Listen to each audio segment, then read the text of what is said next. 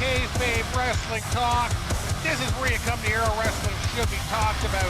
Handsome Nick Hanlon here, and we're going to talk about SmackDown on the heels of Saturday night's main event. Yeah.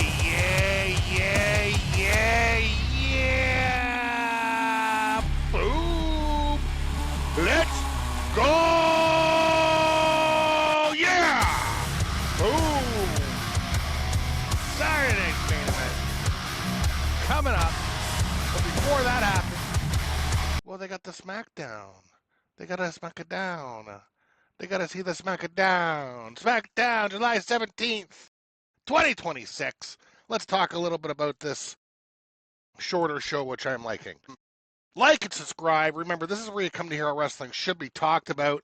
Everybody raise a Guinness for some good writing I've been seeing lately with these storylines. I know people probably are complaining, but the smallest group sometimes have the loudest voices, I tell you what. Cheers, folks.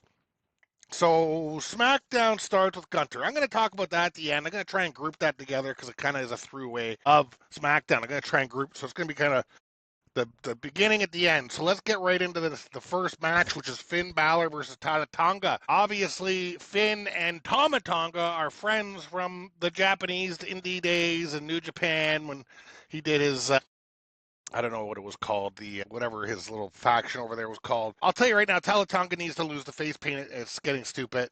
I'd like to see the expressions on his face a little better. I've always kind of hated the paint. It was cool, like at the start, like just do it once or whatever in the promos, but it doesn't need to be on. Honestly, Tama seemed winded a little bit.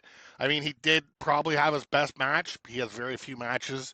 I really think a good idea for Tama would be maybe a couple 6 months in NXT, maybe a little more performance center time. I mean, he's honestly looking out of shape and winded. Anyway, it wasn't the worst match or anything like that, but it just wasn't up to a Finn Balor level. And I guess Finn Balor is fighting with the Solo bloodline, even though Solo is now a face. So I'm not even sure why he has the face paint on. Is Solo even part of that group now? I have no idea. It's confusing a little bit because Solo is now kind of teamed up with like LA Knight and Royce Keys to fight the Vision, I believe, right? So, or who are they fighting? I think it's the Vision. Anyway, they're fighting 3 other guys. I don't know. I'm just confused. So, when I talk about good writing, I guess maybe it's not that. But anyway, we got JC Jane versus Tiffy time because poor old Rhea Ripley is injured. So they have to have a tournament, qualifying matches, and they're going to have a 5-woman ladder match for an interim champion at SummerSlam. And this is the first qualifying match, Tiffy time versus JC. I'll tell you right now, JC's going to be huge. She's got the attitude, she's got the charisma, and people hate her, and that's perfect. But Tiffy time was looking spot on in this match. I think she's coming along. I think she's putting a lot of work in, and you can tell just with the reversals she's doing, her timing, everything has gotten a lot better with her, and I love to see it. Fatal Influence does start the match by trying to beat down Tiffy. Bella and Paige come down to even the odds because they're fighting the other two at Saturday night's main event, so obviously they got to push that a bit. But yeah, what a good match.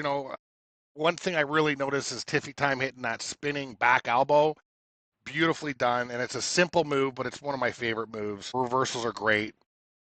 Right. That being said, Tiffy wins the match, qualifies for the 5-women ladder match to become the interim champion. I thought it was a good match. It was a long match. It was a good match. I like to see them give them some time. And I love to see Tiffy time coming along. I want to see more Fatal Influence as well. Trick and Carmelo chatting behind backstage or whatever. Carmelo says he's kind of dodging him with that belt because he's afraid. Trick says he's done more than Carm has in his 30 months that Trick's done in 7 months. It's a good point. Really building on that. And I guess with Mr. Corbin being back, they really want to start pushing this stuff because I believe you'll have Corbin and those two. I think there's one other guy involved in this whole thing, but it's going to be a good little push for Corbin right at the top, fighting everybody to try and get that U.S. title. And that U.S. title has definitely gained some notoriety. I think it's probably, at its top since, John Cena did his U.S. title open challenge. That was, that really elevated it as well. You know, I know I talked John Cena's kind of like a cancer, but that's only the comeback tour. He held her down. I got much respect for him, but that comeback tour was terrible, and wrestling's still recovering from it. It hurt wrestling. Anyway, we got the next qualifier: Jade versus Nia Jax. Two powerhouses, and Jax is looking good. She's looking faster. She's looking leaner. She's lost some weight. She's gained some agility and some speed. So I can't wait to actually see her in matches, which didn't happen tonight because Charlotte Flair interfered right away, getting even because Jade and her cronies took out Miss Bliss last week, right? So Charlotte interferes, kicking Jade in the face and actually helping her because Jade gets the win and moves on to the ladder match. So I'm assuming we'll see Charlotte in that ladder match as well, but I did, and then Nia Jax not happy. She crushes Charlotte. So leaving Charlotte laying, Jade gets some time to hit the jaded. I like the storytelling. I'm not always a big fan of matches getting cut short like this, but what a great swerve. Charlotte actually cursing herself, getting Jade into the match. Nia's mad now, including her now in this feud. I like it. I like it. I like it. Good writing, good booking. I like it. I enjoyed it. And we got a Triple A World Tag Team Champion, War Raiders, Eric and Ivar. They're up against Axiom. Nice little surprise match I didn't know about. Best match on SmackDown. Probably best match I've seen this month. I mean, Axiom's like an obvious great speed team, kind of harking back to the Rockers. Hard to pin, fast, hard to catch, but you got Eric and Ivar. Those guys, the agility of these guys, especially Ivar, is so incredible. I haven't seen them wrestle too much. I mean, they've been in AAA. I might have seen them a bit there, but they are looking so tight right now. So tight. It really is incredible to see these guys get better, and it's not like they're new. So I gotta hand it to them. What a match! You know, at one point Nathan Frazier does a suicide dive to hit Ivar, and he hits him, but he kind of grazes off him and smashes his own head into the table. And also he hits that Phoenix Splash, which is like a 450 spinning in several ways. I mean, I don't know how he does that. It seems to defy gravity. Unbelievable match. War Raiders hitting the Ragnarok, which is basically, I like the name of it, but basically a double power bomb, hitting sidewalk slams. These guys are, wow. I want to see these two tag teams fight more. Incredible match. Happy to see it. Happy to see the tag team division picking it up. You know, I know they fired a lot of people, but with Axiom, do you really need the Motor City Machine Guns? Axiom's like a more interesting Motor City Machine Guns. Motor City Machine Guns has the charisma of Baby Toe. Like there's no charisma. Great wrestlers, but just no charisma, in my opinion. So probably why they're not there anymore. A little Danhausen interview there in his little studio or office or experiment center, whatever the hell it is, just kind of pushing that he's going to be fighting JD. He doesn't know JD's name. He just goes, "Oh, the one with the head." And he says he's got a secret weapon and he brings out a stuffed animal cat. So I'm not sure what's happening. I do know he's growing a human. Maybe we'll see that human. But I do know Madison Square Garden, the roof is going to pop for him. He is as popular can be over there, and he's making his money without even having to hit the ring much. I got to hand it to him. Incredible. So let's get into the through line of Gunther, Sammy, Punk, and Rhodes. So Gunther starts Raw, says he's been mistreated ever since he came to Raw, and Pierce comes out and says, "Gunther, you should be thanking Aldis for not firing you." And he said the only reason you're not fired, because if it was Raw, you would be fired, is because Aldis fought for you, fought to make sure you could be in the match, and fought to make sure the stipulation. And that stipulation is if Gunther and Sammy win the match, they are now involved in SummerSlam in a fatal four-way instead of a one-on-one with Cody and Punk, which is crazy. I just can't even believe that's a stipulation. And, in my humble opinion, I do think Kevin Owens is going to interfere to help Sammy get that win, so he's part of the match. But we'll see. Cody Rhodes comes down, he hops in, he starts beating up Gunther, and he's challenging Gunther tonight on SmackDown. He says, "Listen, Gunther, when I see you, I'm going to punch you because you slammed my head in that car door." So we got a fight with these two guys. And before that happens, I mean, this is a great storyline, by the way. Sammy, Gunther, Cody, Punk. Nobody really likes each other. I mean, I guess Cody and Punk kind of do, but they don't. Gunther and Sammy do not like each other, but they're on the same side. All these guys can go. I love it. And, it's good stuff. Punk later tells Pierce he does not like this new stipulation that he was not aware of until he let Gunther know at the beginning of the match. And Adam Pierce says that's the decision. That's the way it's going to go.